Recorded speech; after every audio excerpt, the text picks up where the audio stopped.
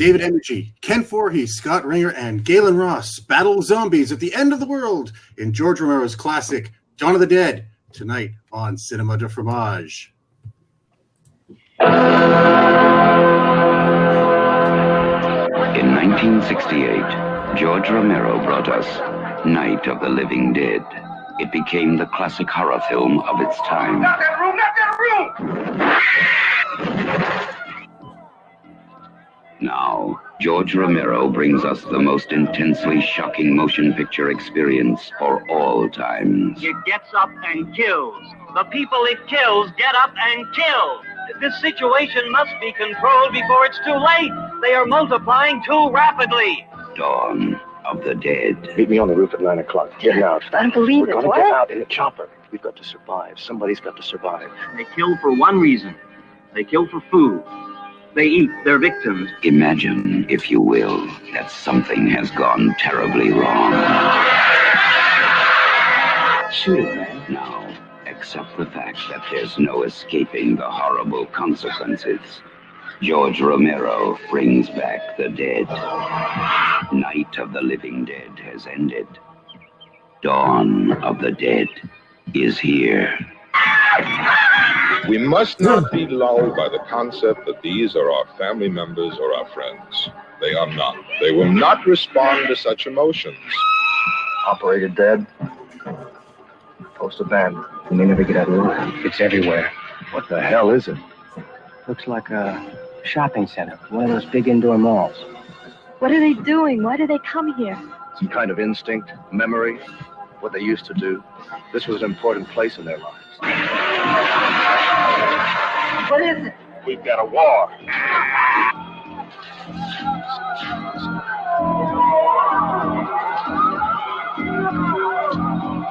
I'm afraid. We have spawned our own savagery. Soon it will consume us all. It is a horrible, hauntingly accurate vision of the mindless excesses of a society gone mad. They must be destroyed on sight. When there is no more room in hell, the dead will walk the earth. We are down to the line, folks. We are down to the line. Dawn of the Dead. Well, welcome to Cinema de Fromage, and I am excited as all get out because this is one of my favorite movies. I'm glad we're doing this one. George Romero's classic Dawn of the Dead from 1978. With me tonight, we have our usual gang of suspects. We have Jen in the dark corner over there. How you doing, Jen? I'm doing great. One of my favorite movies, too. Oh, good. So we're not going to have any arguments tonight, then. We are definitely not. I foresee this as being all fun. Excellent. And Kente down below me, I say, who's always above us all, but there's Kente there. How you doing, Kente? I'm doing good. My Toronto Raptors won the NBA championship. My Toronto Raptors, but hey, it went mental here. You should have seen it. We were watching that game, and we were on pins and needles right to the very end. It was exciting. Hey, I feel like I'm part of the tribe. Oh, you're not a Warriors fan? Heck no, I'm a Laker fan. Oh, okay, well, fair enough. And of course, we have our special guest tonight, Joshua, joining us. And how are we doing tonight? We are doing exceptionally well. After, I tell you what, I haven't seen this in a while, and just to make sure that I was fresh before we started, I finished watching maybe about an hour ago. Okay. So I was did you watch the version that Kente put us towards? Yes. Okay. Because we're going to have a little discussion about that too. Just a small one. It's because there's some very interesting things about this film because there's many versions of it out there. And this version I had not seen myself. And so I have a mixed feelings on that. But anyways, we will talk about that later. So who has the honor of doing the we saw the trailer, which gave away a lot. I was, for a moment there, I thought, oh my goodness, look, a trailer doesn't give away everything. And then they kept going and they gave away everything. But who wants to give the plot out on this one? I can do it if you... Sure, I'd love to. As hordes of zombies swarm over the U.S., the terrified populace tries everything in their power to escape the attack of the undead, but neither cities nor the countryside prove safe. In Pennsylvania, radio station employee Stephen and his girlfriend Francine escape in the station helicopter accompanied by two renegade SWAT members, Roger and Pete. The group retreats to the haven of an enclosed shopping center to make what could be humanity's last stand. Released on May 24th, 1979, directed by the great George Romero. It is the sequel to the 1968 film Night of the Living Dead. It was produced for a budget of $500,000, and the U.S. box office took in $55 million. That's pretty good. And this time he was allowed to take some of that money, unlike Night of the Living Dead, where somebody dropped the copyright notice and he lost all chances of making money off that one. Right. That movie probably made a lot more because of that, but he probably made more in its entire run than any of his other films. And unfortunately, he couldn't get any piece of that because some bonehead during the process of putting the film together and putting the titles dropped the copyright notice. And it went to the public domain almost immediately. But not so with this one. So, anyways, just my brief thing to start with is I'm not going to be saying anything that I'm not going to be saying that I'm not biased. I love this film. This is one of my favorite horror films. I've watched this so many times over the years. The first time I saw it was when I was 14. It's the first zombie film, and I was really into zombies for a long time in the 80s and early 90s, and kind of got away from it and then there was a resurgence, and I sort of got back into it, but it was like it wasn't the same, with the exception of Shaun of the Dead and possibly the remake of this one. But everything that is zombie nowadays, straight down to Walking Dead, owes its existence to this film, as opposed. I mean, people say Night of the Living Dead. No, this is the film that they owe it to, because this film kind of lays out the groundwork that everybody uses as the skeleton of the idea of how a survivor is supposed to react, and how you always have, different camps that you end up coming against and everything. But for all of if somebody comes off this first time seeing it nowadays, they might go, "Oh, look at those zombies! They look like cheese. They're blue and everything." It's like they don't get it. And once the gore starts happening, you kind of forget the fact that the makeup doesn't look quite right, and you realize, okay, this is sort of like a living comic book, and it's a fantastic one. I mean, I just enjoy this movie so much. But enough of my gabbing. Why don't we seeing we have a guest, let's have Josh give his impressions of the movie. Wait a minute, he's not a guest no more. Oh, a regular. My mistake, a regular now. Nobody told me this. Really? So now I have to split the money 4 ways? Yes. What money? Damn. Oh, I meant 2 ways. God, no wonder I can't go to the Sorry, Four Seasons. I'm sorry, Josh. Money. I thought we were doing Get Sync, but now we have a fourth, which is awesome. We announced it on last week's episode. I wasn't myself last week. I was getting ready for the Raptors. I was kind of tuning out by the end of the episode. Oh, Jesus. Anyway, go ahead. I'm sorry, Josh. Josh, as the new guy. Welcome, Josh. What We're really excited By the way, you're here. yes, absolutely. New guy gets the first impressions. Okay, my impressions of this movie. Now, I've seen it before, like I said, and I've seen the remake. I did feel like this version was lacking a little richer cheese.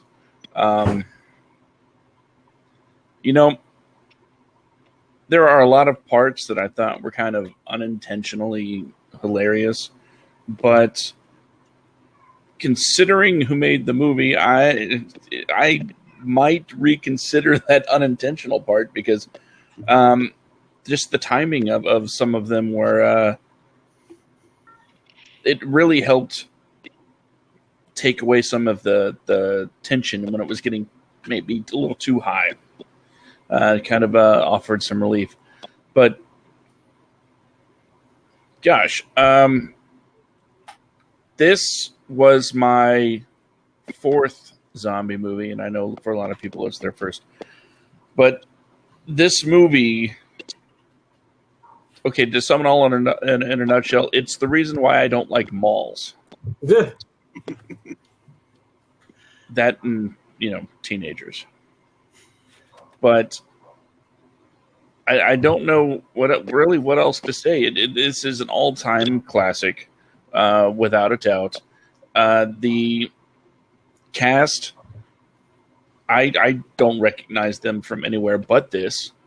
So maybe that's on me for not following their careers afterwards. But no, this when I watch this, I think they are the characters that they're portraying, much like, say, the Blair Witch Project. You can see a bunch of people that you're not familiar with, and that's who they are. It's easier to get pulled into the movie, unlike, oh, there's Keanu Reeves, that kind of thing. And my final thought is I enjoyed it very much. There were some scenes where I thought it could have been toned down a little bit on the blood, but that's just from a realism level. And that's it. That's my thoughts. All right, Kente, how about you? That's why you never asked Josh to go first. Stop. It's perfectly fine. I mean, I thought it was obviously an excellent film. One thing that I love about it's really a textbook how to do a sequel, right? Especially when you had a sequel that was the original that was a surprise hit for a lot of people, and it's very basic in its scope.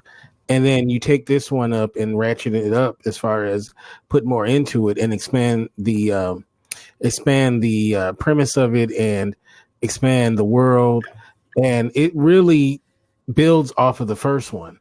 So we got in the Night of the Living Dead, not to talk about it too much, we got kind of the genesis of this world, right? That we are now living in. And that movie has, great ending to it. And this is really a very good successor to it, because it really does feel like an evolution of what they put out in 1968. So, and then just what a brilliant way, because another way to save money is to have everything take place in one spot. Yeah. But and a lot of times when you see that in the film, a lot of times you can feel like, okay, like there was a movie called Glass that took place all in one place and it just felt cheap.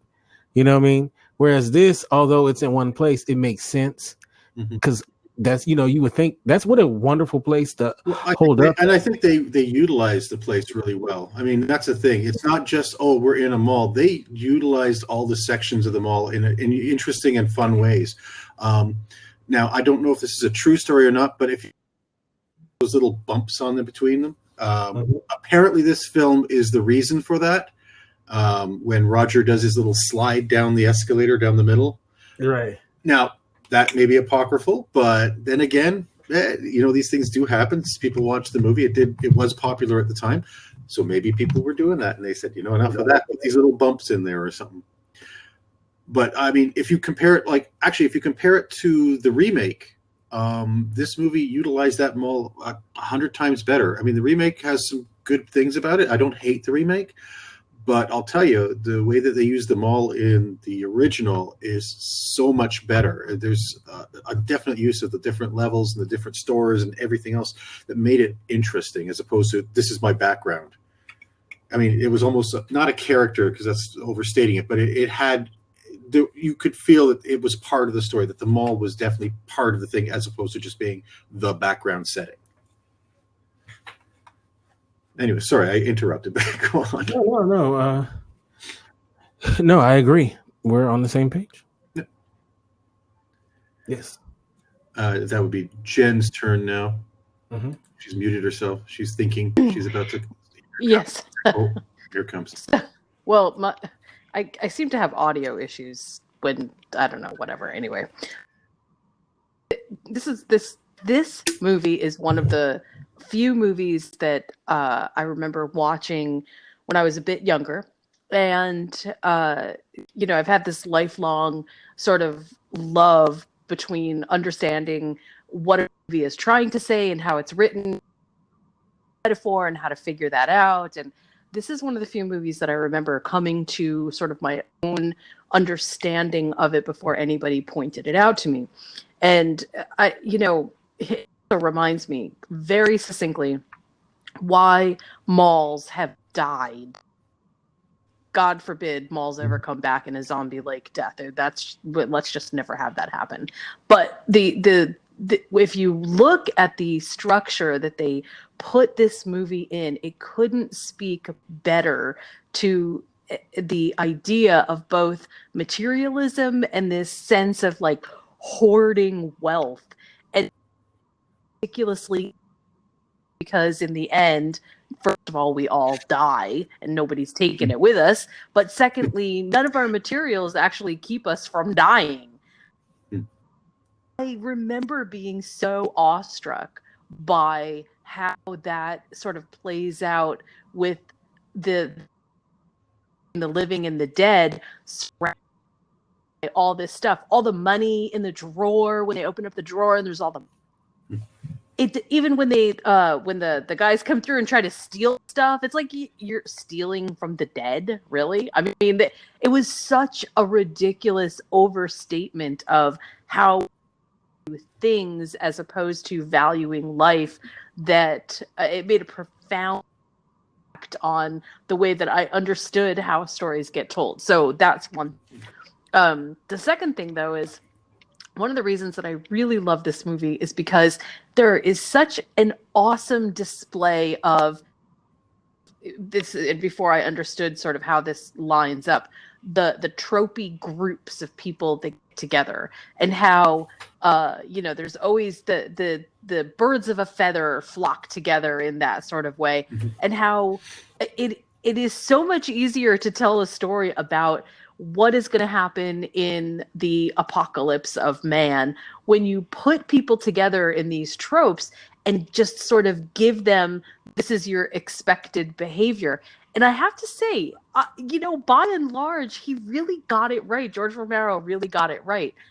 Even down to escape at the end, it just absolutely felt like there was something authentic about what he was seeing into mankind at large while telling this macro story of dead coming back to life. The other thing that I really liked about it, I absolutely loved the fact, which I had never seen before, that they had to deal with the really gritty stuff that was gross and anything that we would think about, like how do you dispose of the bodies? What do you do with them?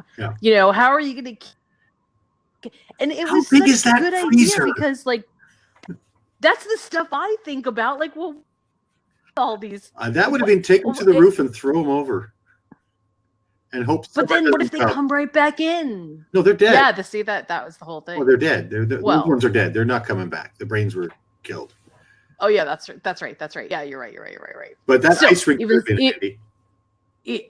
Hey, that could have worked. That really could have worked. But all I'm saying is that they still addressed it. They addressed it like as if it was just like normal housekeeping. Like housekeeping is, to me, never see any horror movie ever try to address. And the fact that they did it and made this such an intricate part of the story just really made me like in awe with George Romero, because it didn't feel mundane. It didn't feel like, oh well, they're going to sweep the floor. It felt to me like, no. See, this is, humanity has to clean itself out too. There has to be a way for us to sort this out, and this is how we do it. So I really loved this movie from top to bottom. My only one sticking point with this, which is that I didn't like, was there are some really long segments of put together shots that feel like they are going to go nowhere. In the end, they eventually do, but it takes so long to get there. Because this may be also, I'm assuming you watched the same version that we just all watched, right? I did. Okay, and that may be a problem too. But anyways, which scenes were you thinking of? I'm thinking of like you know the scenes inside of the stairway. Remember, Okay. like there's that part where Oh it's yes, like the attack on the subdivision in the yeah, beginning. and there's all of these like and they're good. I'm not saying they're not good scenes. They are really good scenes. They just seem to take forever to get. Yeah. That Now, is to me yeah. just not.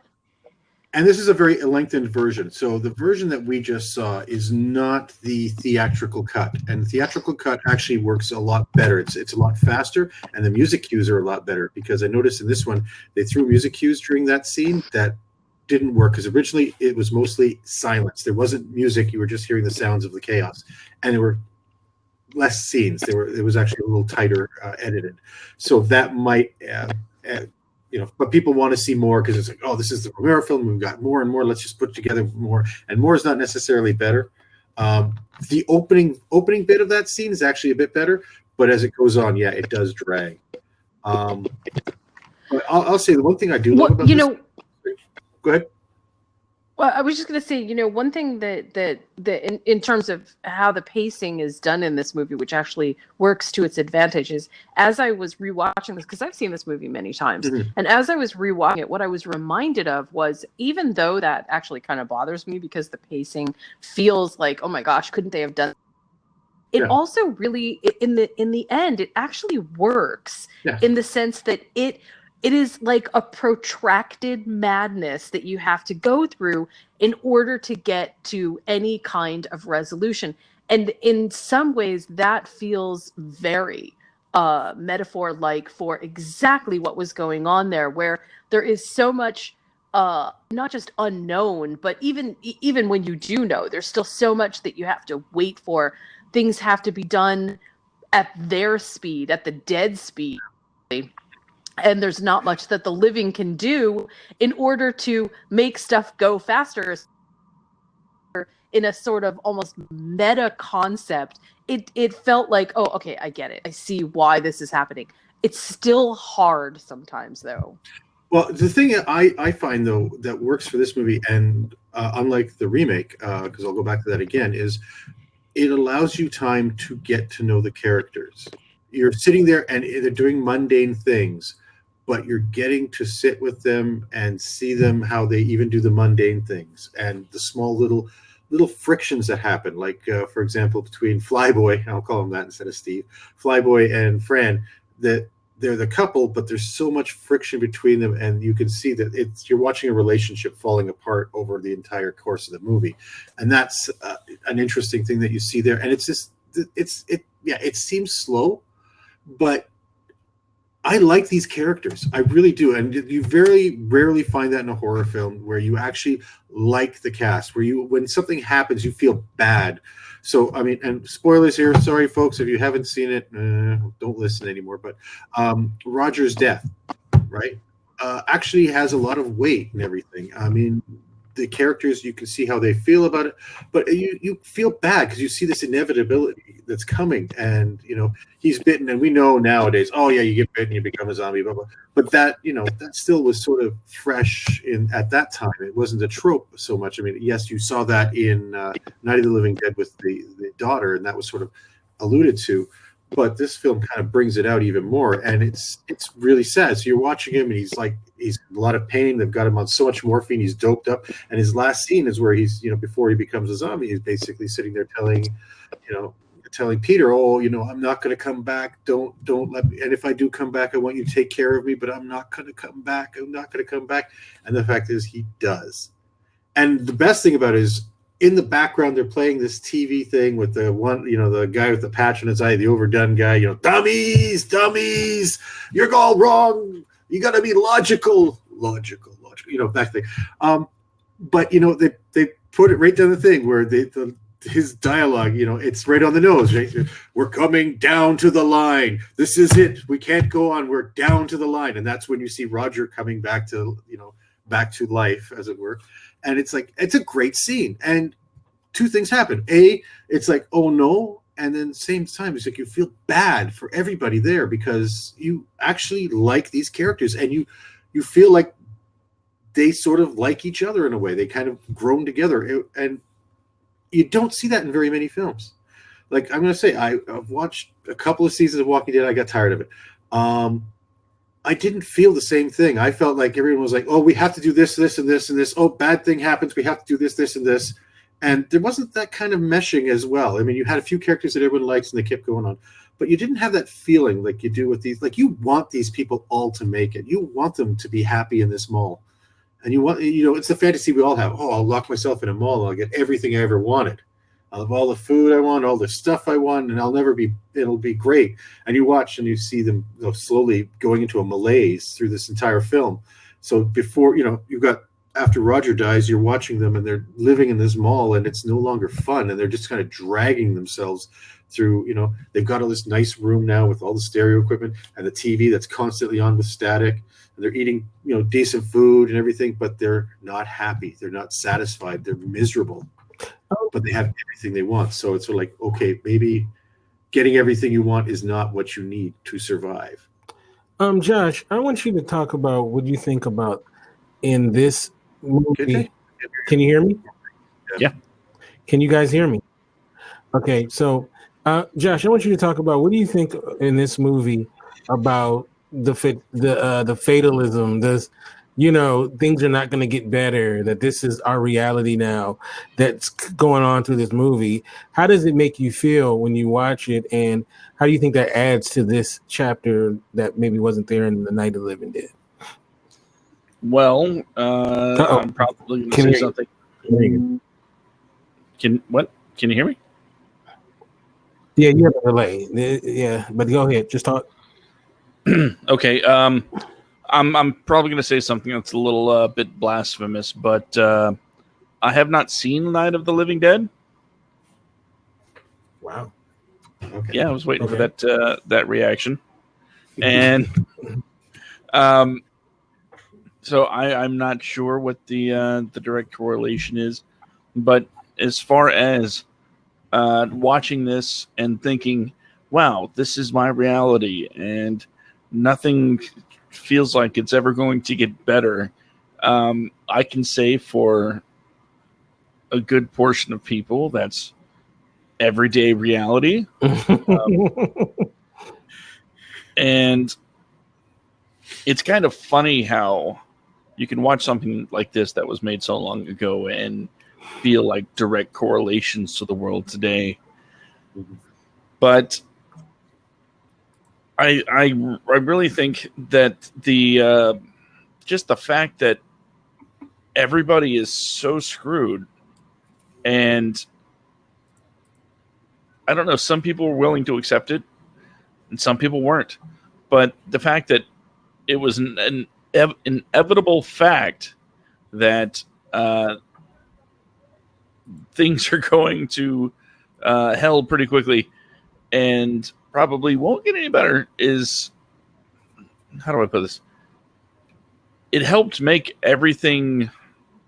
It helped the impact of every death and the ending, especially, which I don't think we're getting into just yet. But the idea that no matter where you go in a situation like this, the end is more than likely going to be the same. So yeah, I think that answers your question. No, it does. It answers it very well. That's one thing about this film, as well as a lot of zombie films is, it's like it's a tough sell, but like in some regards, because zombies as characters are not the most interesting. Like, it's never about zombies. Jason, for example, is a zombie on steroids. Yeah, and he's not an interesting character. His backstory is interesting. Well, I love his character arc over the films. From young ingenue to psychopathic killer in space.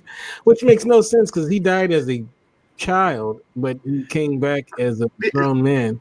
he died in every movie. So if we can accept the fact that he dies in every movie and comes back, I think I can accept him. Shouldn't he be like a kid going around killing people? But anyway, I guess you grow in the afterlife. But anyway, so no, but zombies are not great characters themselves. So in order to make a great zombie movie, the characters who are not zombies have to be really good, and because they don't have any plot. I mean, they don't have any schemes or, it's just basically get your brains, Or Can I interject something real quick? Sure. The only thing I want to disagree with you on is there are a few zombies in this movie that I thought hero zombies, right, very full of character. Right. Oh yeah. Like there was like the hero zombies are awesome in this movie. The I don't want to say fat, but the bigger one. Oh yes, the guy who falls into the fountain at one point. But yeah, when he came back on the screen, I was like, "Oh, he finally got in! Isn't that cool?"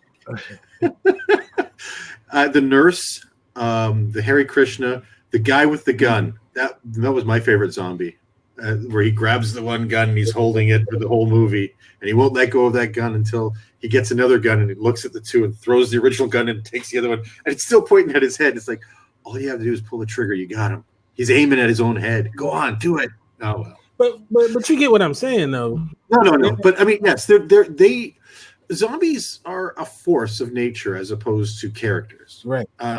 And what it does is it sets up to show what the conflict is with people. It actually shows more about people than it does about zombies. Zombies they're the dead that come back, and it's the fact that people are fighting to survive. But B, eventually, sooner or later, doesn't matter what they do, they could survive all, till they're an old man. Eventually, they're going to die and become a zombie. That there is no real hope in the end, that they will eventually join those ranks, whether as an old person or as Chow, they're eventually going to join those ranks because we all die. And this is the facing of the death that we all have to do. So this is our sort of denial of death, that we're going to keep fighting and struggling to survive. In some cases, it becomes to the point where we'll do anything to survive, and then it becomes like, okay, what's the point of surviving if you give up being what you are? But in this movie, it's not so bad, thank goodness, because, like I said, you want these people to survive because they're likable, right? And they're not doing anything horrible. They're doing what most of us would do. I'd even say, hey, the biker gang, as much as they're assholes for doing what they did, they had some moments that you kind of, it's like, the pie fight, it's like, okay, it's stupid, but it's like, you know what? How do you face your fears? You mock your fears, and if you run up and throw pies into the faces of your the dead, they cease to become as scary. Of course, they kind of forgot that those guys can do damage, and they end up finding out the hard way. But yeah, zombies as a whole, they're just a force of nature. They're not characters. They could be weather coming in. They could be a storm. They could be the fire in the towering inferno. Right? It's a force of nature. It's not. It's the threat to the people. Jen, you were going to say something? I was just going to say that I think that is why almost every zombie trope that we've had so far, beginning with this one, we recognize that it's the power of the pack, not the power of the individual. It's not there's never any one zombie that is like the leader. I think in some ways that's why they are maybe more terrifying to most of us, because there isn't a leader, because it's just sort of horde mentality. There's something far less insidious about looking, down at a rat than at a swarm of rats, even if they are completely benevolent. There's just something, I think,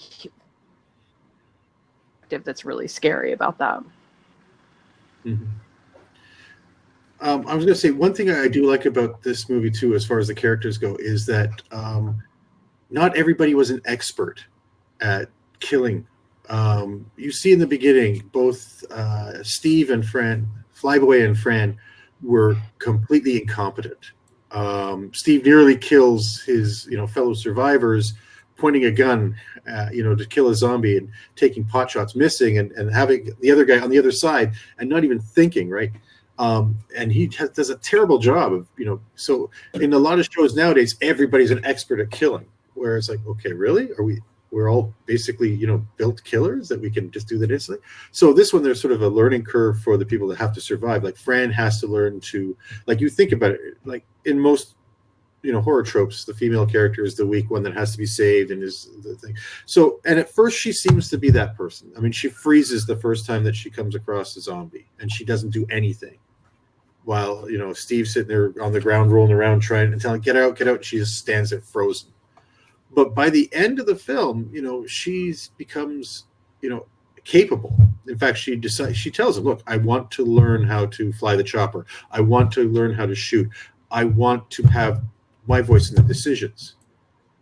Because, I mean, you look at it, sort of almost this sexist story at first, because the guys are, every decision being made, including whether or not, because she's pregnant in this, so whether or not she should have an abortion or not is being discussed by the men with her in the other room. And she comes out and she's like, oh, have we decided that, to her boyfriend? And, so she's such an interesting character. I love her in this. And it's because she at first seems like the weak, useless female character that you find in all old horror films, but she becomes a fully fleshed out person, and she contributes to the group, and she's the one who's got the sense of saying, you know what, we can't keep staying in this mall, this is killing us, this is destroying us. The men there are all fixated right from the moment they get into the mall on the fact that there's all this stuff, we should stay here, there's all this stuff. At first it was, hey, let's just rest for a day. We got food and shelter. We're away. But then it's like, let's go into the mall. Let's see what we can get. Okay. And they're risking their lives, right, to get stuff. And through the whole thing, she's like, we should just keep going. Let's find a safe place. This isn't it. That's what I was saying about the ultimate extended metaphor about why material things don't matter and why we will take material things even if it means our death, it's so pervasive. But the flip side of that is that all of the dead to the mall, where they had spent their lives basically materially hoarding their own stuff, and so it's not just that we that like when we die all of our sins. Clearly we continue to manifest the same bad behaviors. We just don't know why. Well, and maybe like we do in life, we kind of sleepwalk through the whole thing and we keep doing these things because we do these things.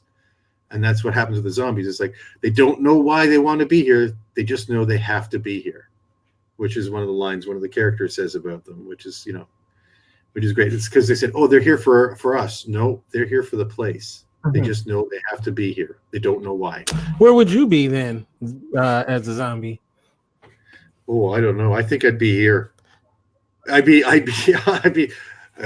click, and the camera would come on, and I would just like groan at the camera for an hour, and then I'd click it and turn off, and then shamble around my room for a while, and then next week come back and do the same damn thing. Jen, let me ask you this question, Jen. Okay, you've been bit and you've turned. How many kills you're gonna get off before someone puts you down? Oh, geez. No idea. Probably a lot, because I'm this little 5'1" person that looks very unassuming, and even as a zombie, I'm pretty sure people would probably just mistake me for some kid walking out there. So, yeah. So you think you'll get just some accidental brains? Yeah. Oh, okay. Yeah. Did you ever see the Lord of the Rings? This is not abandoned zombies. These are Romero zombies. I know. They eat the body. They don't care about the brains. Right. They'll take the legs. And the intestines and everything else. You see, that puts me in a really good position. I'm only 5'1", so I mean, this is that I'm even up on them. I've already consumed half of your thigh. It's great.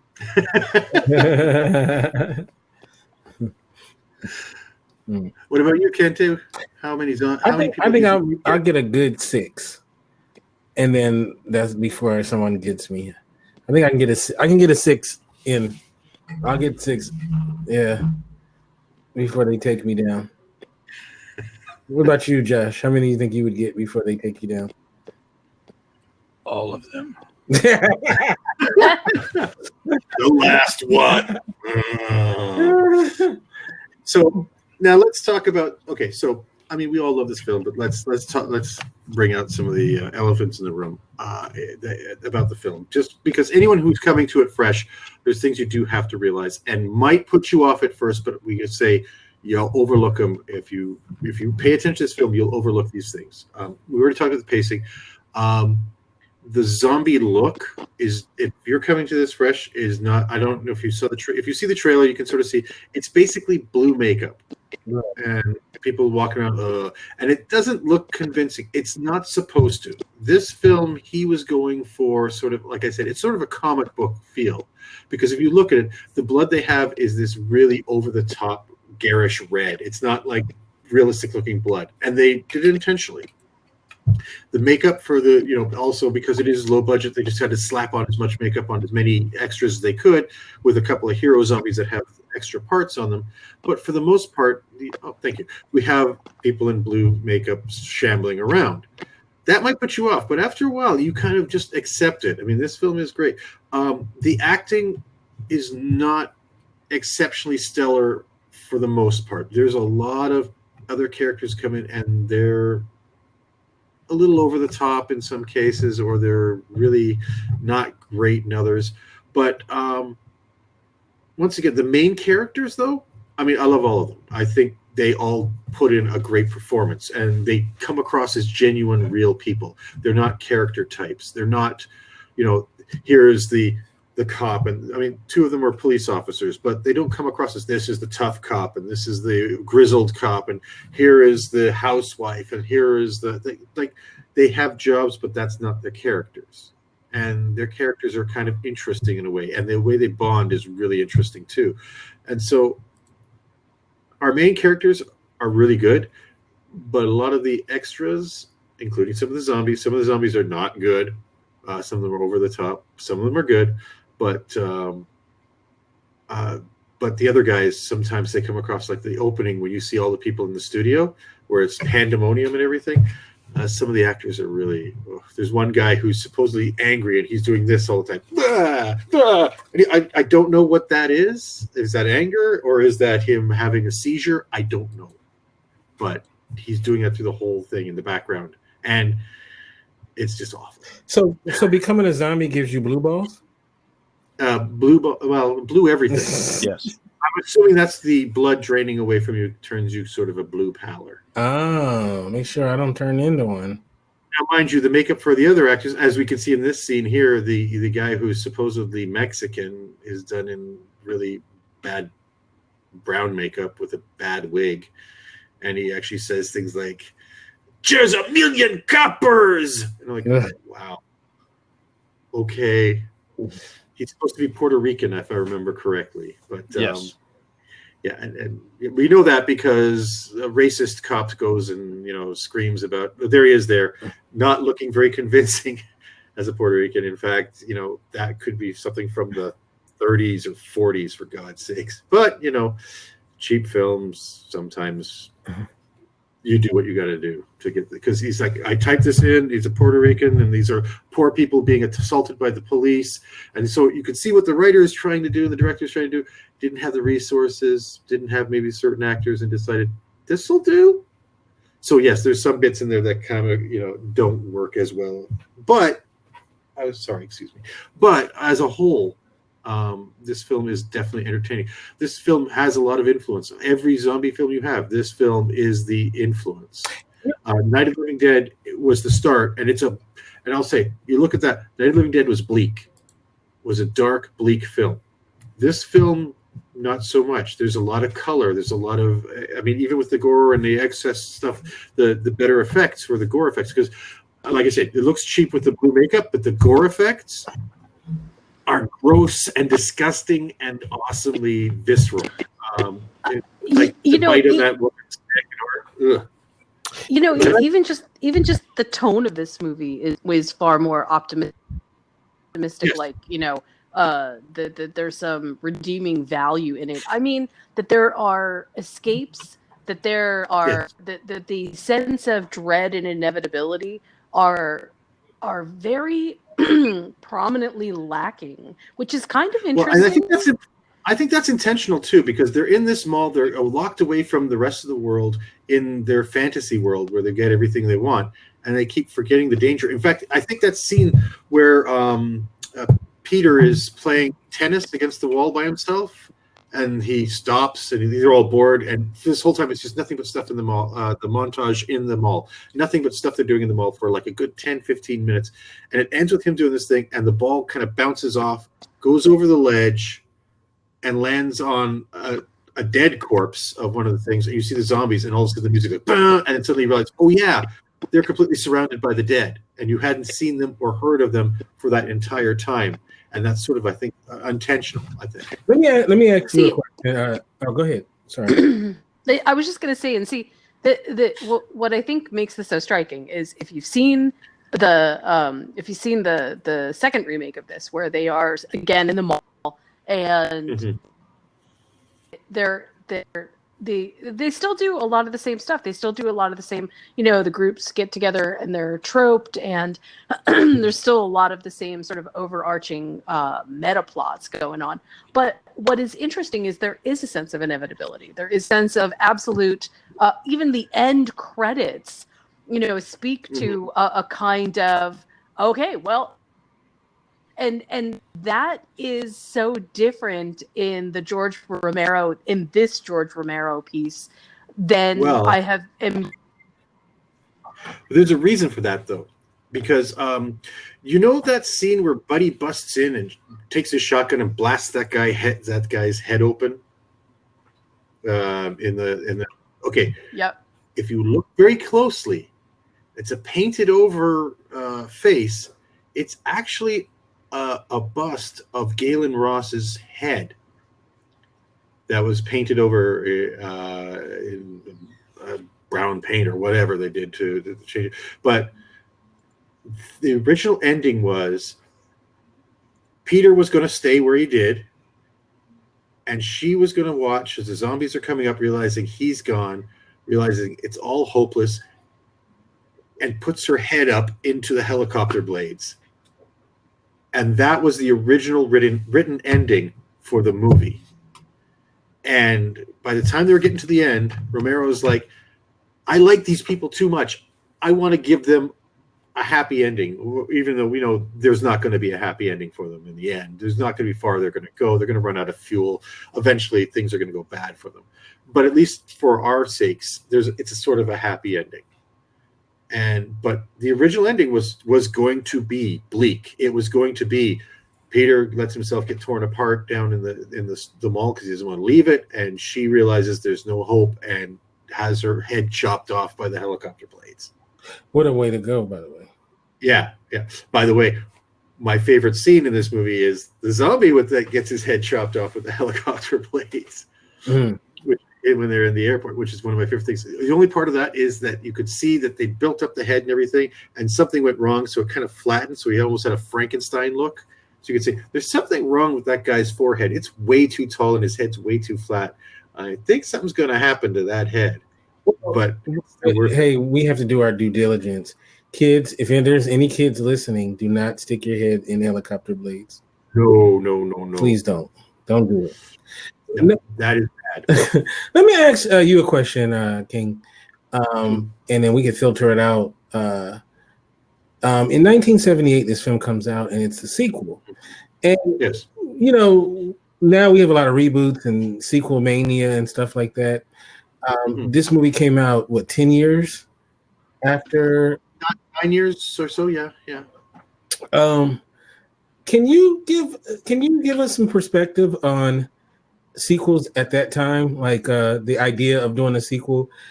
Well, I mean, sequels are not something unusual. I mean, you think about you had the entire Bond series that was going on. You had the Planet of the Apes series that was going on.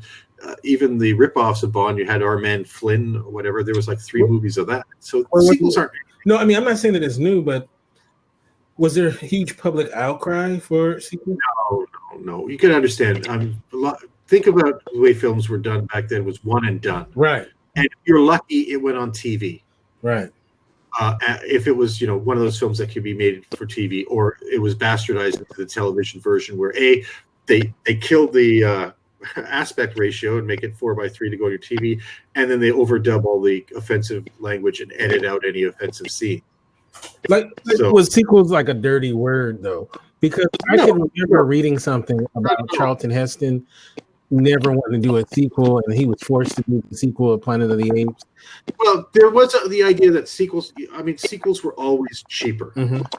If you look at the Planet of the Apes sequels, for example, they put less money in each time because the thinking of the time was it was always a law of diminishing returns. So you basically milked that sucker until nobody wanted to see it anymore. Mm-hmm. But you always put less in each time, and hope for the best. Now there was exceptions. I mean, Godfather 2 was a superior sequel to the first one.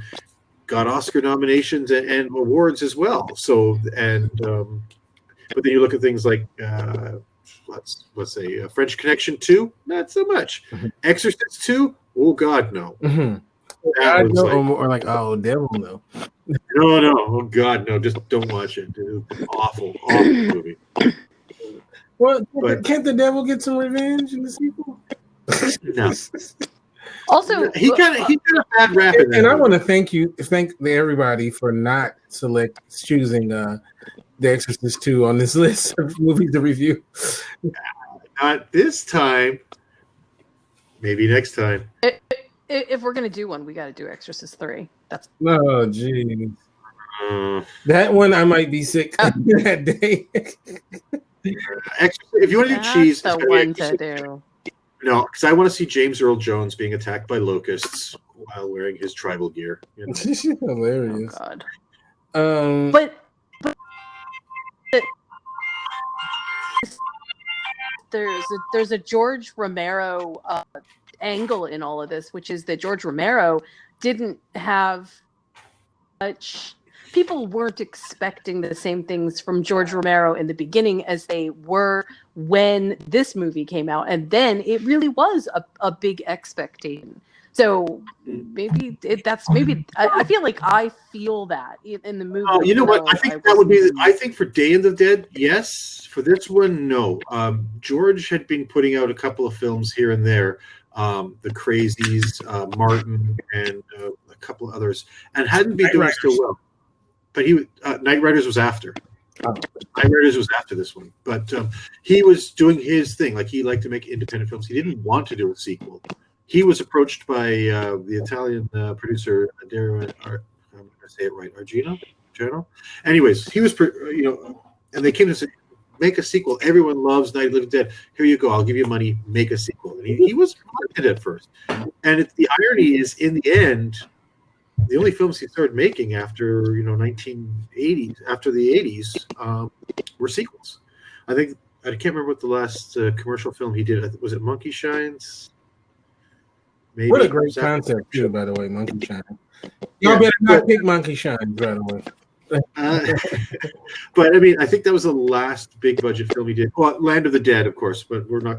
But I'm saying zombie film. Then he did Land of the Dead, and that was it. That was the rest of his career, was just trying to recapture the magic by doing zombie film after zombie film until his death, and not getting backing or anything like that, which is kind of a shame. Because the guy was creative, and he wasn't just zombies. He did a whole I love Martin. I like Crazies is a bizarre. I mean, they did a remake of Crazies, so I mean, it was an interesting film. But it's kind of sad that in the end, I have all of his zombie films, because he's I loved his stuff, and even his last one, which was not great and was very low budget. I mean, we're talking CGI heads on sticks and everything that just looked awful. But he still had a kernel of an interesting story in there, which was a feud between two families. And it was like, okay, it's not the best executed. The effects are cheap. It is cheap looking all around, but the idea was interesting. He always had these big ideas, interesting ideas. And this film is where it worked. he had the idea of doing them all, and it worked really well. Is it his best zombie film? I don't know. It's one of his best ones. I think Day of the Dead is his best. Dave? That's yes. That's the one with the talking. Really? Yes, that's the one in the mine. Yes. I don't know about that. I don't know about that either. You see, Americans don't like it. There's a reason. You guys have a very interesting. Wait a minute. They don't have freedom of choice in Canada, right? Of course we do. Oh. We have Charter of Rights and Freedoms. Gosh darn it. We're not allowed to swear, but you know. No swearing and you always have to say excuse me and sorry. Sorry. And go ahead. Put that weird stuff on your fries too. Yeah. Okay, so Josh, as our resident pop culture analyst, close the door, please. Sorry about that. I can close the door, no problem. Thanks, Josh. Good thing that pop culture has helped close the door. So, all right, if you had to hold up in an American mall during the zombie apocalypse, what are some of the places you will frequent in the mall? I mean, Wetzel's Pretzels, pretty cool, right? I don't know what that is. They sell big pretzels.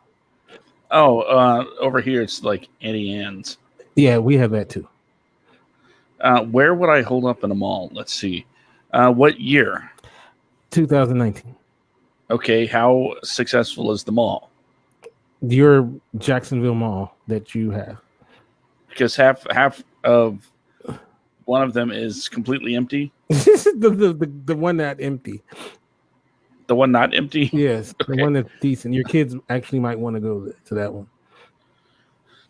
Okay, so if we're going to do Jacksonville proper, not the closest one, so that'll be the Avenues Mall. Where would I go in there? Electricity?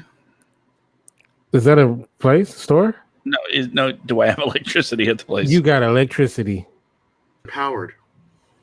That's how they explain the film. Which, by the way, sorry to interrupt, but that's a scarier thought because think about the nuclear plant is unmanned.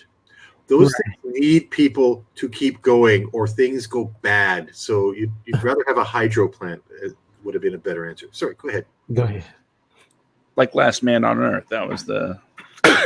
Anyway, let's see. First, of course, I would have to make sure I'm stocked up on weapons and that sort of thing. So a trip to Dick's Sporting Goods would probably be in order.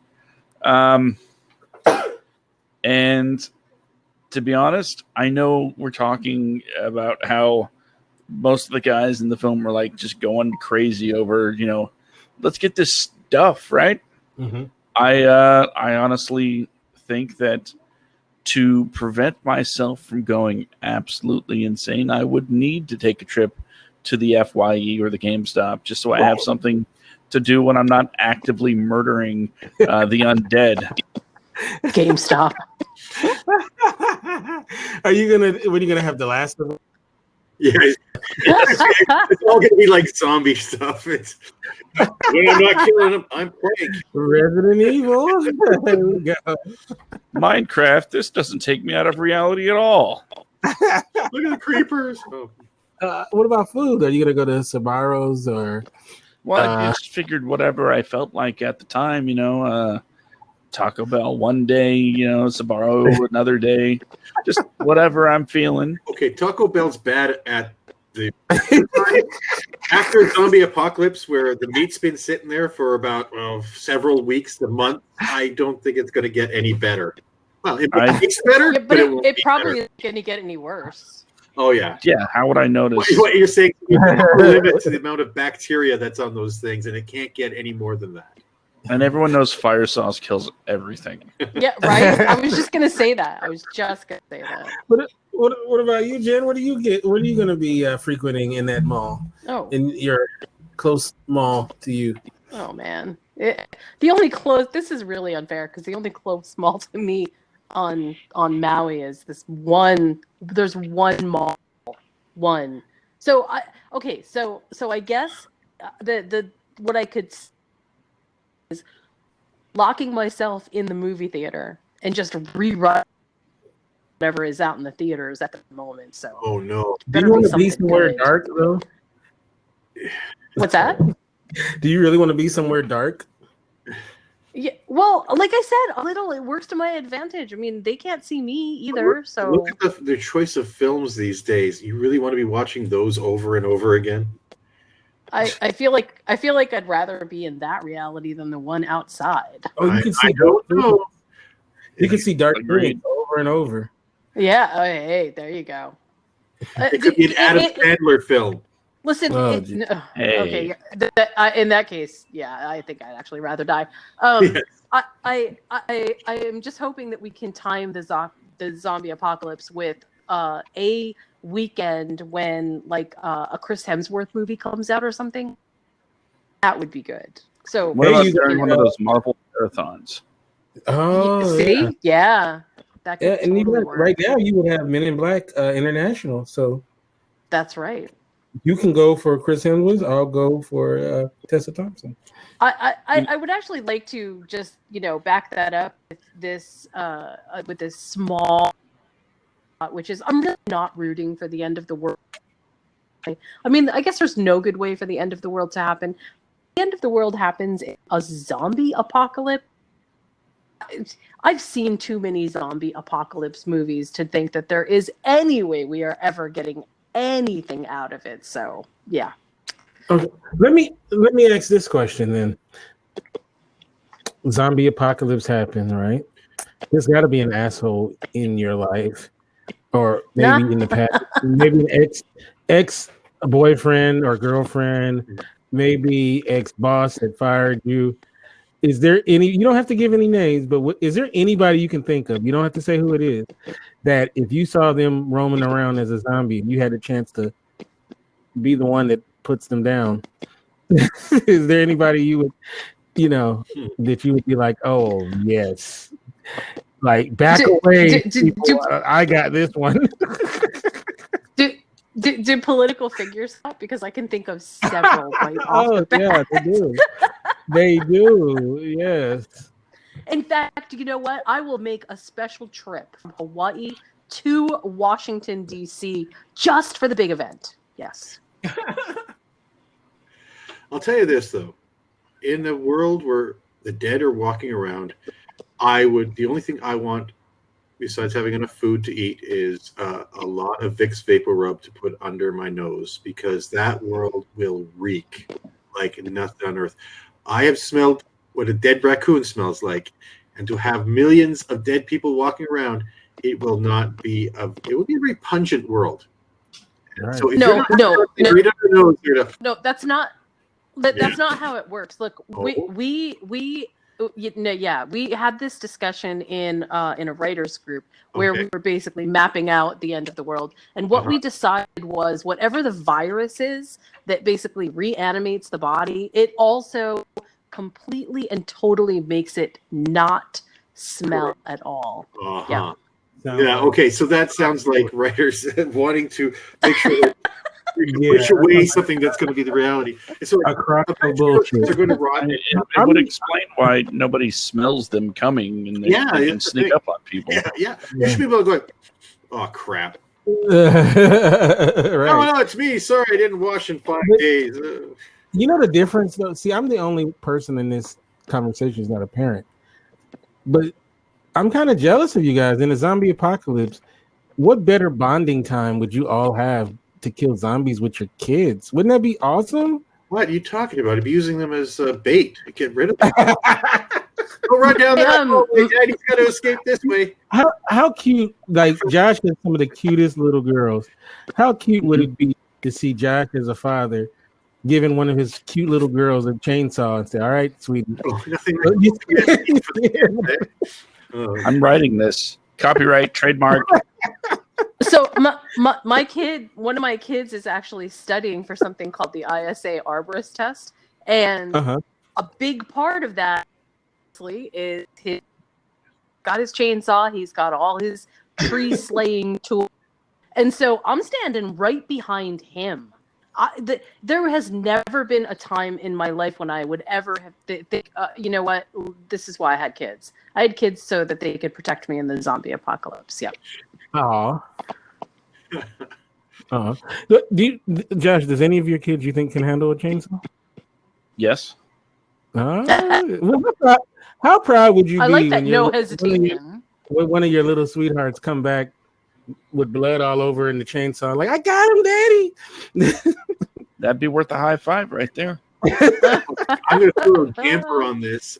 Anyone who's ever used a chainsaw, when you hit a knot or anything that would block it, it kind of locks up and becomes useless. And so I don't think you can get rid of all those zombies around you using an unwieldy weapon such as a chainsaw. Well, we know you and your boys would have hockey pucks. No, run. Hockey sticks, I'm sorry. Just running. They shamble, you run. Only an idiot would sit there and go, you know what? I'm going to fight all these guys now. It's like after a while, you're going to get tired. They don't. So like your 15th swing with your katana or your chainsaw, you're like, okay, I'm getting tired of this. And they're just going to keep coming. And there's nothing you can do. The bodies are piling up around you. Like, oh, okay, well, I didn't get him enough and he's grabbing me now. He's biting on my ankle. Uh-oh. No, just run. Just run. Find a place high, go to a building, lock all the doors, stay up on top, and hope they don't climb the stairs.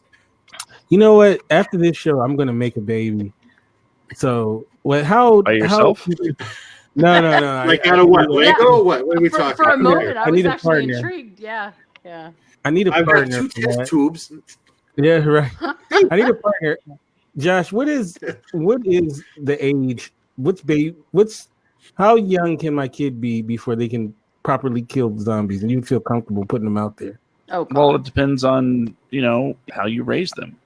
I would imagine for something slow, something that doesn't present much of a challenge, maybe 6. 6. That's for killing, not killing. It's right. You have to kill the brain, so you have to get through that thick thing of the skull, which despite the damage you can do by shaking it around, that's not going to kill the zombies. You have to break through that thing and do damage in there.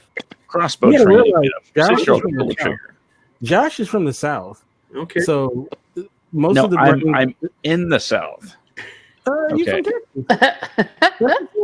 It doesn't sound Southern. I know, right? He doesn't have a draw. He don't have draw. I shook it off. Younger. That's his professional voice. His radio voice. To finish the thought. Sorry. Mm-hmm. For a bigger challenge, again, depending on the training, I think you can go 9 or 10, a la Kick-Ass, Hit Girl. Mm-hmm. That's kind of who I wanted my kids to be like, A psychopath? Hit Girl's not a psychopath. Absolutely. She's a sweetheart. That was what the comic was about. The fact that the father had totally damaged his daughter and turned her into a psychopath because he couldn't handle the real world. That's considered damage? Yes. I consider it highly specialized training. Yeah, I agree. You kill people. Some people need killing. No, we don't need that. That's just a Canadian mindset, though. Right? Right. So dang, I have a decade, so I better hop on and making this baby. I got a decade before they're gonna be hunting zombies with me. Yeah. Don't worry, the zombie apocalypse is not gonna happen. We've got one thing on our side: dogs. Dogs love to eat rotten meat. Those zombies will be finished within a week. Hey, let everything off their leash, and they'll just chew those things.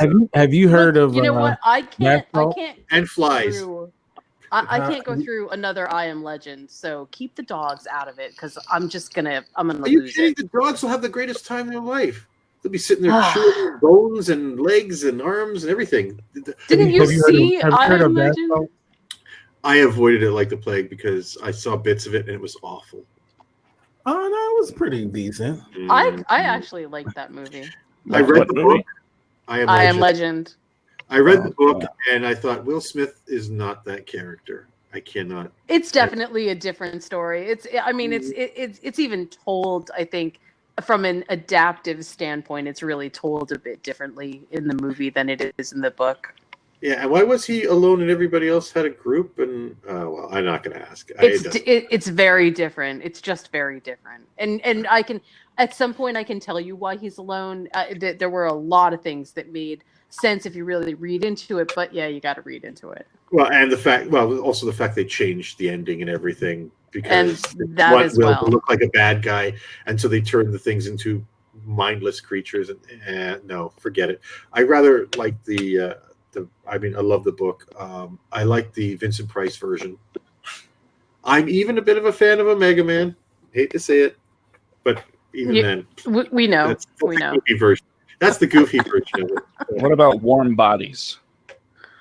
Warm Bodies? Yes. Haven't seen that. Well, it is a movie. I haven't watched the movie, but I read the book. Okay. And it was a good book. Cool. I haven't seen that one. I read Zombie that Falls in Love. Aww. With what? The arm? The leg? Human. Yeah, but what part? Just the leg? Thigh? Her as a person. He did eat her boyfriend's brain, but Oh. Yeah, man. Zombies need love. Well, it depends. What's it called? What's the Santa Clara diet or whatever it was? Yes, I heard it's good. I love it. It's funny, and it's the first time I've seen Tim Oliphant not look angry. I can't go back to watching his old stuff now because he's so goofy in this, and cheerful. He's so cheerful. And I'm like, this is the guy that if you looked at him in any like Deadwood and what the heck was the other series he was in? Justified. Yeah. So every time he even looked at you, you thought you were being punched in the face with him just looking at you. You just saw rage in that guy. And in this show, he was just like so cheerful and even in the worst situation, I loved it. Just to bring it all the way back around, Timothy Oliphant is also the major protagonist in the Crazies. So. Oh, that's right. I forgot about that. Yeah. Timothy Oliphant is he's up there with best talk show guest. He is hilarious as a talk show guest. He is funny. I always watch. I don't care what he's promoting. I'll tell you, he knows how to do angry. He never talks how to about do angry. That guy. Oh, he's hilarious. Have you ever seen him in a talk show? I have. No, He's awesome. He's one of those people that's like, look, you know what? I don't care that he's famous or whatever. I would love to just sit down and have like a whole bottle of wine, chat, because he's so personable. Everything about him is personable. Nice. Totally love him. Yeah, Timothy. He's haven't we? Oh yeah, we've definitely strayed. Maybe we should get to the scores. Huh? I just thought it was like, we haven't talked about Dawn of the Dead in a while. This is I know. Right? Can I bring something up real quick about Dawn of the Dead? Yes, 100%. Sure. I made a couple of notes when I was watching. There was one scene where a guy was thrown off the roof, and you had that. I remember that. Yep. Or the delivery of, and I'm glad it was in the trailer. The delivery of the line, "Shoot it, man! Shoot it in the head." and it replays, but the thing that I that stuck out so hard to me that I made this note. The scene with the racist sniper. Yes. I wrote, "This is how you do racism, Clint Eastwood." Because Gran Torino was a little, on the tame side of the racism spectrum.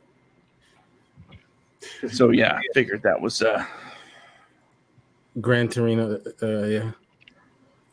I didn't see that because I watched.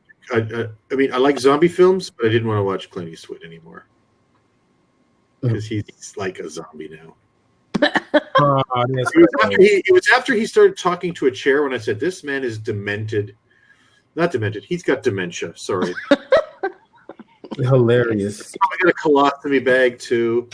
It's it's time for this guy to be put to pasture. Bring him to that place in I think it's way where they've got a whole village for people who have Alzheimer's, and they basically have fake banks and fakes everything. So these people go in to do their daily stuff, which in the real world will probably ruin them and do bad things. But there's no actual money being transferred. They just think there is. They go to different places. They could make a mayor. Yeah. Well, not necessarily experience. They go to a bank. It's like, oh, I want to do this. They're doing all this stuff that would normally, if you went to a real bank, would probably cause a lot of trouble for them. But these are fake banks where no money's going, but they feel like they're doing their daily stuff, and so they're happy and they're pleasant and everything's, so they have that illusion that they're just living their life normally. I want to live in a fake old people town and work there. Sounds pleasant. And then bilk them for everything they're worth. Yeah. Oh, sorry. All right. Everybody has hard candies in their pocket. Oh, no. Yeah. Would you like some ribbon candy? No, I do not want ribbon. Yes, have some ribbon candy. It would be like Dawn of the Dead, except for old people. And they'd be just swarming you. Give Grammy a kiss. No. Mm-hmm. Oh, look, it's time to do our scores. Joshua, you get to go first. Okay, on a scale of 1 to 1,000,000, right? No. We stop at 10. 10. We can't count. I can't count that high. We need fingers and toes. No, that's 20. Oh, yeah. Or 15 in my case. Hey. Okay. I will begin disseminating numbers. Do you want me to go all at once, or are we doing one at a time? Yeah, do all your scores, but give a little something. Okay. Story. I am gonna say the story was very good is an understatement, but excellent might be a little overdoing it. But just the fact that it was not a short movie. Clocked in at a little over 2.5 hours.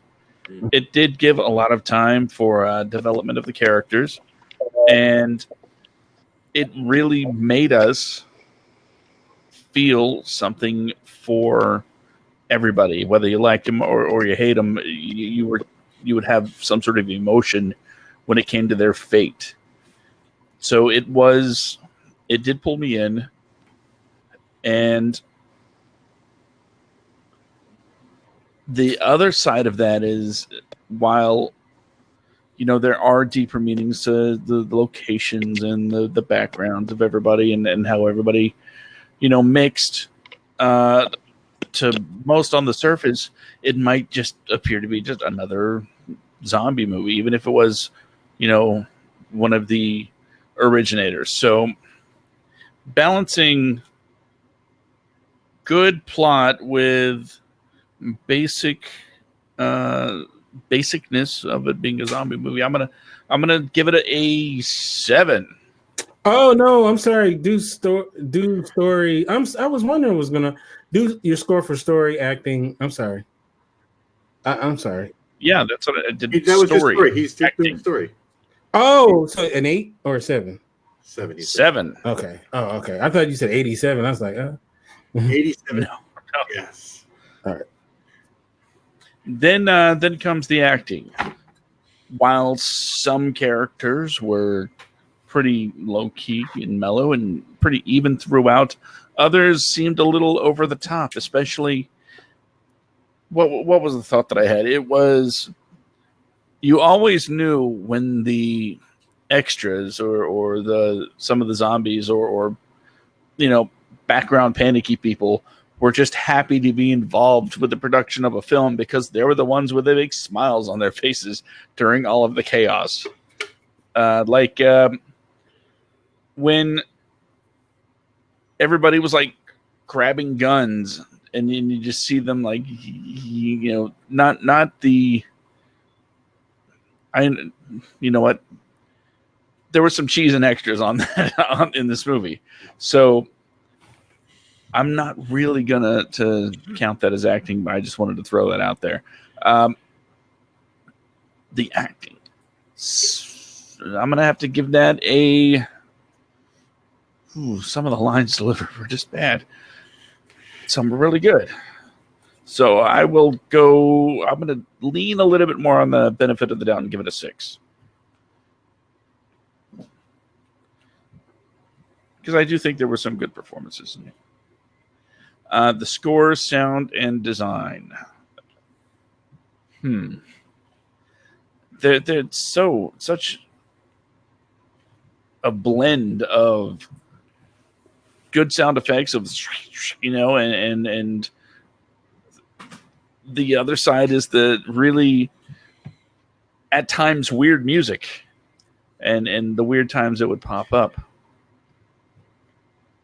I'm going to go 6. 6, yes. Production quality. Okay. I give them all the credit in the world. The blue paint. Okay, sure. Maybe this is taking place a little bit after everything or what have you. It did lead me to think, not everyone that turned looks like they got into a car accident, because they weren't. Not everybody that turned has been mutilated, because they weren't. Why does every zombie in all of these zombie movies have to look like they have been dead for a decade? What about the ones that, I don't know, maybe they just had a heart attack? Why would they be all bloody and gorged out and have all sorts of missing flesh? So, give them that. Blue makeup's fine. The mall, the set design, top notch. I don't know the backstory on the location, but to me it looked like they just got permission to wreck a mall, like a legit mall. Yep. And I'm like, more power to that. You break it, you bought it, whatnot. So I don't think I can go any lower than a 7, because there were, I'm gonna bump it up to an 8, because the gore, while not super realistic, it was more of an artistic choice, and I think it worked very well for the movie. Kind of like when Tarantino, totally taking off the Romero gore factor, blood everywhere kind of stuff. But of course, today it's much more exaggerated. But the overall entertainment value of the movie, the meshing together of everything, and basically I asked myself, would I watch it again? I don't know if I'd watch it again anytime soon, because it does take a bit of a time investment, but it does have a unique cast of characters, and for me, that's always the drawing point to a story is watching the characters and their arcs unfold. So I did enjoy it, so I'm gonna give it an 8. Scores disseminated.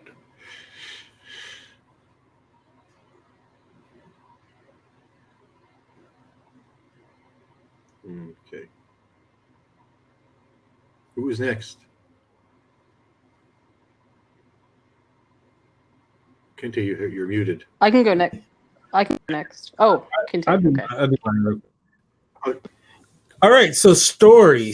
I gave it a 6. I think the story is pretty cool.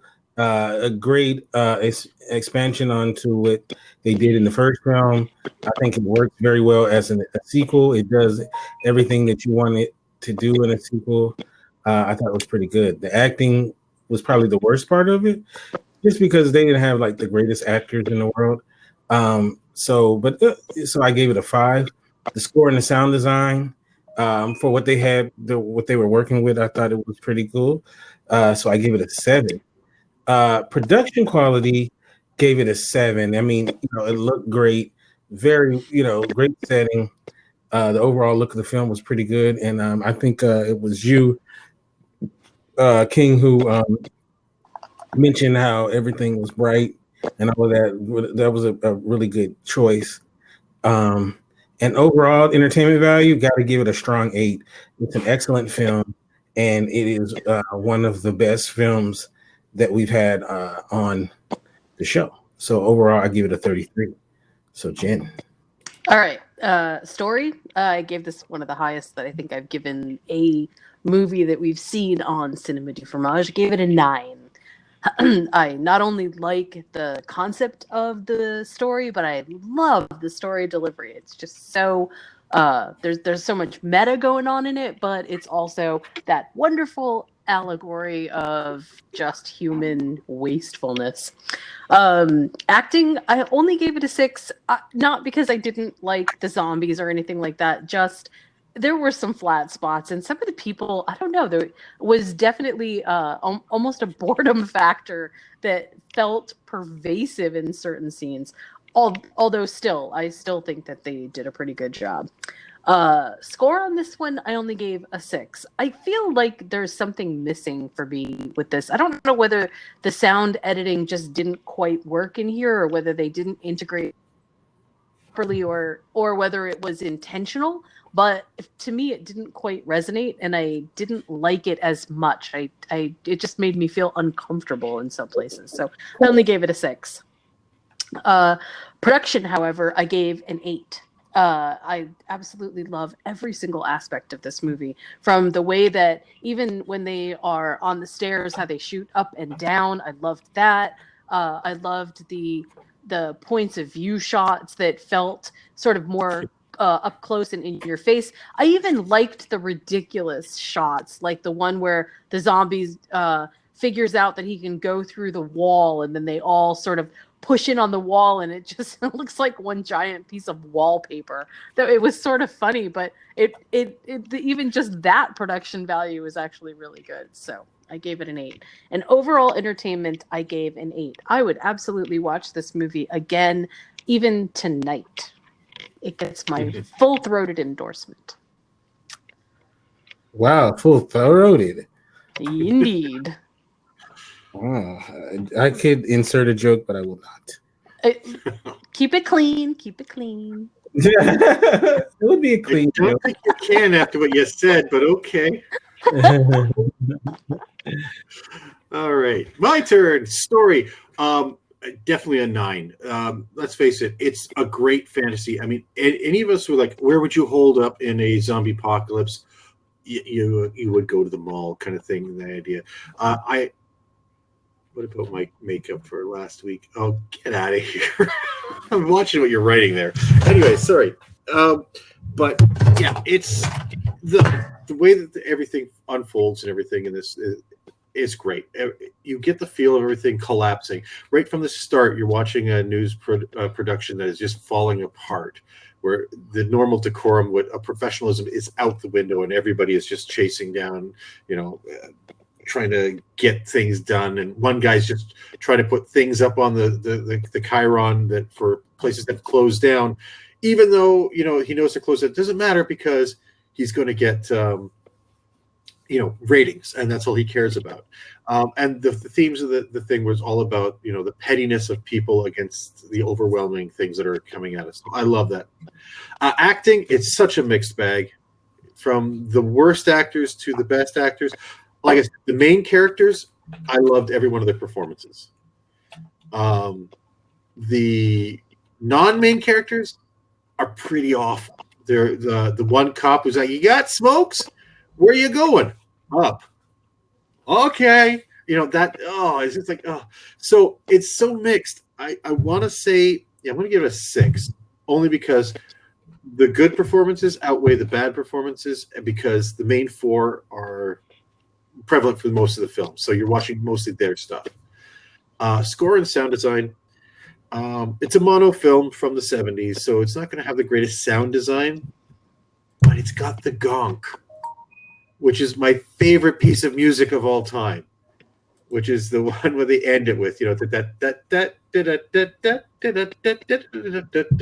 even the ending where the credits are rolling, and then it ends with the sound of the bell tolling on the clock inside, and the sounds of just the zombies, and the moans, and it just keeps going for a while longer. I think, okay, that's awesome. That's actually a nice bleak way of going. Yeah, we showed you the heroes getting away, but this is what the rest of the world they're going to. So that is a sound design is going to get an 8.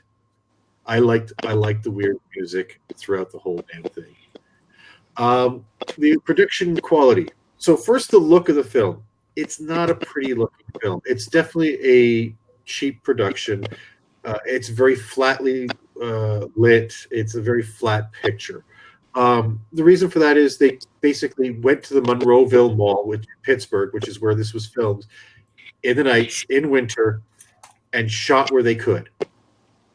But the end result is, it's not, it's kind of gritty and kind of bland looking, but the visual effects change that. So you got some great shots, and there's some interesting shots throughout the whole thing, but the visual effects, the over-the-top blood, the great effects, the killing effects on the zombies, like the machete in the head and the chopper taking off the top of the head, and the killing of the bikers and everything raises that up. So I'm going to give that a 7. Overall entertainment, it's not a perfect film, but I love this film so much. I've watched this 100 times in all its different versions. I'll go back to it time and time again. I'm not going to say perfect, so I'm not going to give it a 10, but I'm giving it a 9 because I just enjoy the heck out of this film. It makes you watch it and you think. You almost kind of, when you're watching it, you're thinking, what would I do in this situation? And obviously other people did too, because they've made so many different variations of this film in the different incarnations of the zombie films that other people have watched this film and had the same thoughts. What would I do in this thing? Or what would I do in the apocalypse? And this film kind of got everyone thinking that. So yeah, that's my review of my favorite film this season, because there's a lot of stinkers this season. Dawn of the Dead. All right. So while I do some ad, Jen, why don't you do your thing? All right, so I got 2 things actually, because next week is a movie that I chose, and so I'm going to preface it with a little bit of information so y'all don't come back here and hate me next week. Just fair warning. So for Movies the Meal this week, I actually chose to do just a little bit of something that I've done before, but really liked it. I made the zombie meatloaf. It's really awesome. It's meatloaf in the shape of a skull, and you wrap it with bacon. It tastes amazing. And if you coat it with barbecue sauce the way that we did inside of the picture, it gives that awesome kind of strange, bloody kind of look. We did think about using blue food dye to celebrate this particular film because I don't think blue meat, but experiment. I'm sure that could be a thing. So that's what Movies Make the Meal this week was a little bit more tame than normal. And next week is this movie that's called Let's Scare Jessica to Death. And I'm going to hate it. I know you are. You definitely are going to hate it. It is okay. It is one of those movies that has either you absolutely love it and there is a cult following to it, or you absolutely hate it and go, WTF did I just watch? And the what I love about this movie, which is why I chose it, is because the extremes of those two responses really, I feel like are sort of the epitome of movies, especially horror movies, that were made at that time. You'll understand when we come back and talk about it next week, but it's definitely one of those. It's an experience movie. It just sort of your standard on and check it out. I can't wait. Okay. All right. I'm excited about Let's Scare Jessica to Death. So let's do what the hell am I doing? Sorry. Let's do this. All right, so you guys want to know what the movie got, right? So it got 145, which makes it a 71.5% cheese rating. All right. Wow. And let's do the leaderboard. The leaderboard is as follows. Sorry about that. I know this is my Vanna White is not very great. All right, so let's start from. We've done 6 movies this year. So at number 6, coming in at number 6, we have Casino Royale. That movie got a 40, which is by far our lowest score. Which is boy. Yeah, I was gonna say number 6, but probably like how many films have we reviewed so far? 6. No, I mean altogether. 23. Yeah, so that's probably 23rd, right? Yes. Yeah. Yeah. It's awful. Yes. All right. Number 5, Rollerball. That got a 98, which is a 39% on the cheese rating. Number 4 is The Car. That got 102, which is a 40% cheese rating. Number 3 is The Towering Inferno, which that got 104, which is a 52% on the cheese rating. And number 2 is Body Double, which got 123, which was our leader until Dawn of the Dead with a 61%. And of course, as we mentioned, number 1, Dawn of the Dead with 145, which is percent on 71.5% on the cheese rating. So those are your leaderboards, people. So let's look at what we have coming up. Next, we're at our halfway point. We're doing 12 movies this year. So we have Let's Scare Jessica to Death. Yes. The Dead Zone, which is a movie I picked. Yep. 1983, the first book I ever read. Death Race 2000. Oh. Yeah. Strange Brew, Bob and Doug McKenzie, of course. Yep. Number 28, Halloween 3, Season of the Witch. Oh. 3 more days to Halloween. I'm feeling nauseous already thinking about that one. That's a good movie, whatever. Yeah. Story of an alcoholic doctor and 29 witches. is Plan 9 from Outer Space, so I'm going to get through that. So our first 50s film, if I remember correctly. Yes. So those are our movies, and then we're gonna have the big show later on. So that's I'm looking forward to getting through these films.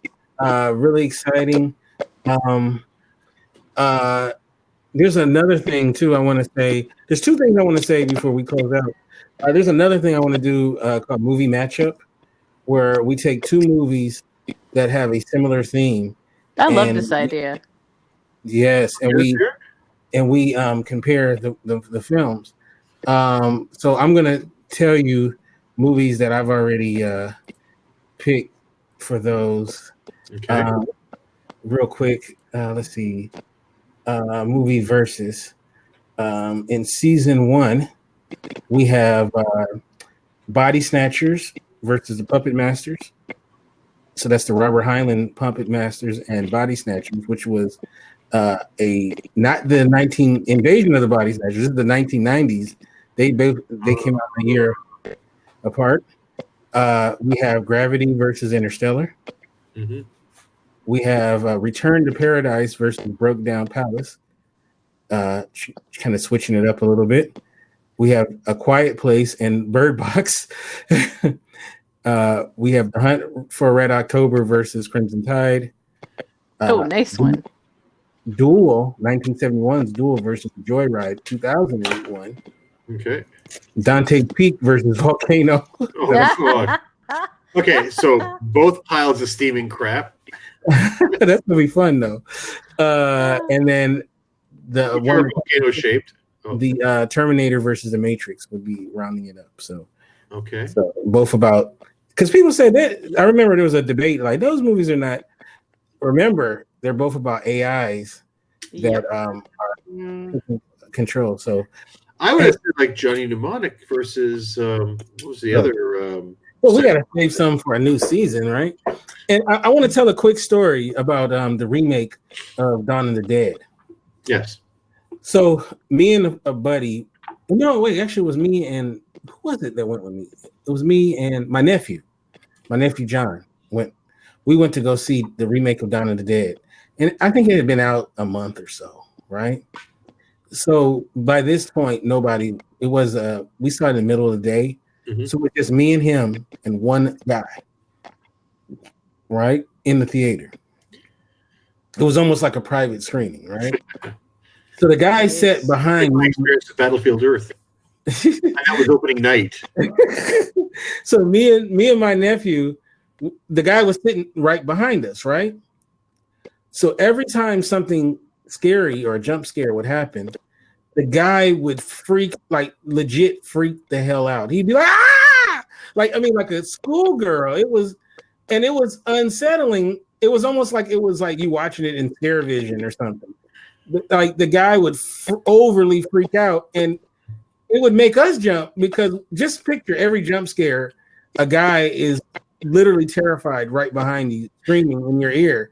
It would make us every jump scare we jump because this guy would jump, and then it's to a point where we know something's about to happen, right? You've got a feeling something happens. You looking back like, is this guy about to freak out again? So, and one day, if my nephew ever comes on, he could share this story as well. So when the movie's over and we're about to leave, the guy, once we step out of the theater, he goes, "Thank you so much for being in the theater. I wouldn't have been able to watch this movie if you guys weren't in there." Oh my god. My experience with horror films have been different. It's been people bringing in kids that shouldn't be there, like 3-year-olds and 4-year-old kids, and like when I saw Dawn of the Dead, I saw it not opening night, but the first weekend, and somebody brought in their kids, and they were like 6 and 8 years old, and they sat down. I'm going, why are you doing this, you selfish jerk? Because your kids don't need to see this film. I know there's going to be some horrific things that they're going to see and some horrible things that are going to scare them. And even if there's not blood and gore, let's say even if they toned it down to like a PG rating, it's still going to be disturbing enough for kids that, you know, when you're a young kid, your imagination goes. When I was a little kid, I was scared of 2 things: Planet of the Apes and Alfred E. Newman. That terrified me as a kid. Now, they're not scary things, but when you're a kid, your imagination goes wild, and certain things you latch onto and it creeps you out, and that's it. This film was definitely not for a kid to go see.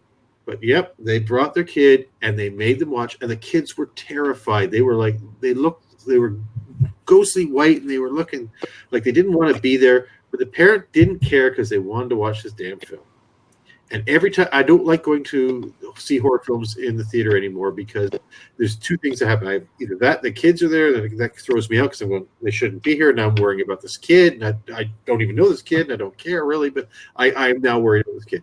Or it's the idiot sitting there shouting out things, and I like, okay, oh my God. Like, oh, you shouldn't go in there. Oh, don't do that. And it's like, yeah, we know that. Okay. Oh, I think he's going to get it. Or asking questions about things they just saw. And I'm like, or screaming at the wrong times. And I'm just, or laughing because they just screamed. And like, it ruins the whole feel for me. I love atmosphere. Oddly enough, the one horror movie that I could say that you can let kids watch is Jeepers Creepers.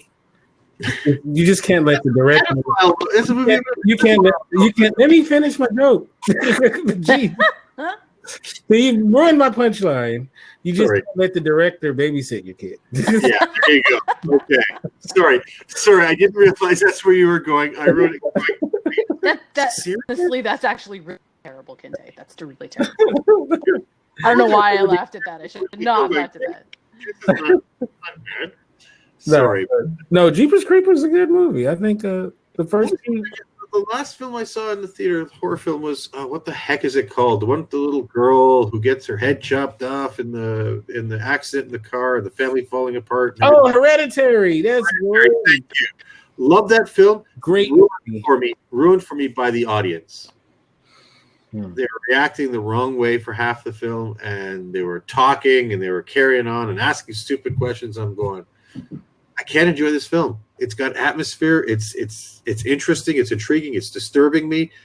But every so often I get pulled out because some idiot over there is like munching on his chips or popcorn. Did you see what that guy did? Tell the truth, though. What do you say? Oh, what does that mean? By the end of the movie, though, you were singing "All Hail Payment," weren't you? Well, you know what? Even then, no. I wish I could have. But I got the audience sitting there going, "Ew, that guy's showing his dick." Some guy yelled at. I'm like, "Are you like a child? What? Yeah, okay. The guy's naked. Does that? It's a disturbing image, I guess, because he's old and naked, but." You gotta make a comment about it. I'm trying to enjoy the film. I loved it. It was a good film. Very disturbing. Very atmospheric. I love it. Mm-hmm. It got ruined for me. I'm actually suing those the writers though, because that's how I became the leader of my cult. So they stole my story. So spoiler alert! If you haven't seen it, by the way, then. Pretty good, actually. Josh is a member of my cult. Mm-hmm. Oh, good.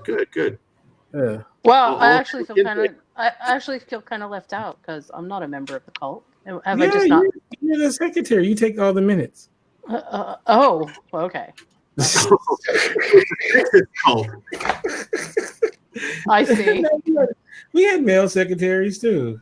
Well, see, I'm not a joiner, so I could never be part of it. Think about it. The Secretary of Defense is a man. Hey, but he don't take minutes now, do he? No, he don't. I didn't think so. Oh man! All right, so Josh, tell us about Semicore and tell us why it's only Semicore. You want me to what now? Tell us about Semicore. Okay, Semicore Studios. That is the little thing I do. I put out some podcasts, you know. Okay. I'll get into the real deal. Semicore Studios is my brand for podcasting that you can catch. The Netflix. That's a show that talks about the upcoming titles coming to Netflix into streaming for the United States. Sorry, Canada. And I go over the more interesting titles, not necessarily all of them, but if you want a complete listing of everything coming to Netflix for that month in the US, then you can go to my website, CivicorPods.com, where on the first there will be the show and the list for you to catch up on everything that's coming up in the month. And I've taken a look at the list already, and there are a bunch of really good titles coming to Netflix. Also, there's a little show I like to call Josh in Transition. I've regretted that title since because I've had to answer some questions about whether or not I'm actually changing my gender. And it's like, no, it's more of a finding out where I've been, finding out where I'm going, and figuring out what kind of person I am show. I've called it a vanity project where I just talk about me, and I'm going to have guests on there, and they're just going to talk about me and how I feel. So that is Josh in Transition. Whenever you're ready. Talk about your sex change. I also, if you're a fan of professional wrestling, I imagine some of us here might be. I know I am. I also do a show called The Backstage Slam, where three guys, one from Florida, that's me, one from England, that's Michael, and one from Hawaii, that's Ben. We get together every week and talk about professional wrestling, and not just your WWE variety, but we're talking the AEWs, MLWs, Impacts, New Japan Pro Wrestling. If it has initials, we talk about it. And we're getting ready to do a recording tomorrow, so the next episode will drop sometime this weekend. Also, if you want to hit me up on any video game console or Steam, just find Skid Comic, SKITCOMIC. You can find me PlayStation, Xbox, Steam, Twitter, same name. And since I think it applies very well here, Letterboxd. That's right. That website you go to, give star ratings and leave reviews for all your favorite movies. I'm there as well as Skit Comic.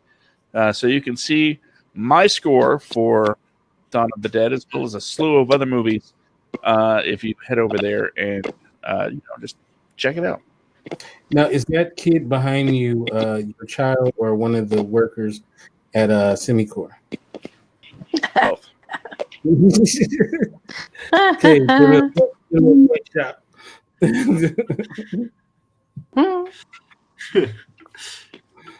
All right, so Jen, how can we get you? How can you get me? Well, if you That's want what to everyone's induct asking. listen, if you want to induct me into your cult, don't do it the way Kinte did and offer me the secretary's position, okay? At least offer me some position of power, and then I may actually come over.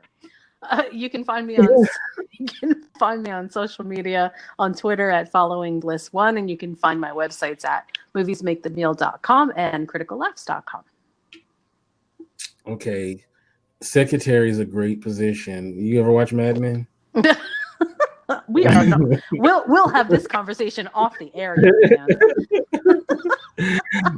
You can get me at Kente F, and on Twitter you can get me at Kente Ferguson. I mean, on Instagram, Kente Ferguson.